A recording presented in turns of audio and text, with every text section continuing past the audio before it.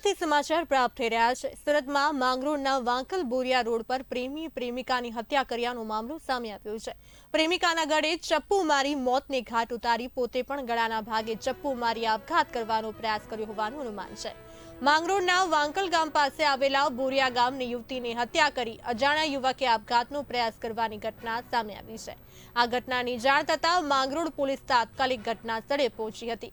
ઘટના સ્થળે યુવતીનો મૃતદેહ મળી આવ્યો હતો અને યુવક લોહી લુહાણ હાલતમાં પડ્યો હતો। ઘાયલ યુવકને પોલીસે સુરત સિવિલ હોસ્પિટલ ખાતે સારવાર માટે ખસેડ્યો હતો। ઇજાગ્રસ્ત યુવકનું નામ સુરેશ કાલિદાસ જોગી અને યુવતીનું નામ તેજસ્વીની ચૌધરી હોવાનું ખુલ્યું છે। પ્રાથમિક દ્રષ્ટિએ જોતા યુવકે ચપ્પુથી યુવતીનું પહેલા ગળું કાપી નાખ્યું અને મોતને ઘાટ ઉતારી પોતે પણ પોતાના ગળા પર ચપ્પુ મારી આપઘાત કરવાનો પ્રયત્ન કર્યો હોવાનું ખુલ્યું છે। ત્યારે આ સમગ્ર મામલે પોલીસે યુવતીના મૃતદેહને પોસ્ટમોર્ટમ અર્થે મોકલી વધુ તપાસ હાથ ધરી છે।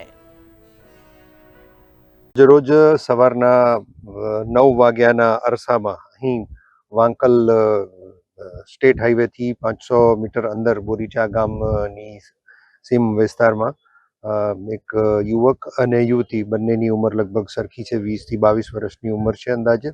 બંને ને ગળાને ભાગે ઈજા થયેલી હાલતમાં અહીં બંને જણાઈ આવતા તાત્કાલિક ધોરણે માંગરોળ પીઆઈ તથા વાંકલ આઉટપોસ્ટના પોલીસ સબ ઇન્સ્પેક્ટર અને એમની ટીમે જગ્યા પર પહોંચી અને જોતા છોકરી મરણ હાલતમાં જણાઈ આવેલ તથા છોકરો જીવિત હોય અને તાત્કાલિક અહીં વાંકલ પ્રાથમિક સારવાર કરાવી અને સિવિલ હોસ્પિટલ સુરત ખાતે રિફર કરવામાં આવેલ છે અને ત્યાં છોકરાની હાલ ટ્રીટમેન્ટ ચાલે છે।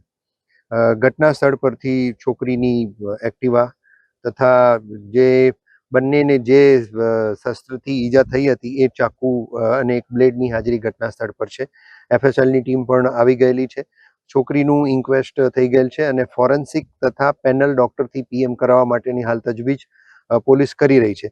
પ્રાથમિક દ્રષ્ટિએ જાણવા મળે છે તે પ્રમાણે સેકન્ડરી કે હાયર સેકન્ડરીમાં બંને છોકરા અને છોકરી સાથે ભણતા હતા અને બંને વચ્ચે મિત્રતાના સંબંધ હતા। અન્ય કોઈ સંબંધ છે કે નહીં એની પોલીસ તપાસ કરી રહેલી છે।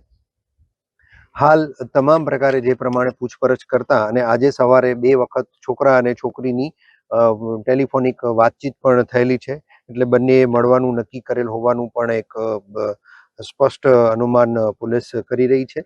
અન્ય કોઈ ત્રાહિત વ્યક્તિ દ્વારા આ કૃત્યને અંજામ આપેલ હોવાનું જણાતું નથી।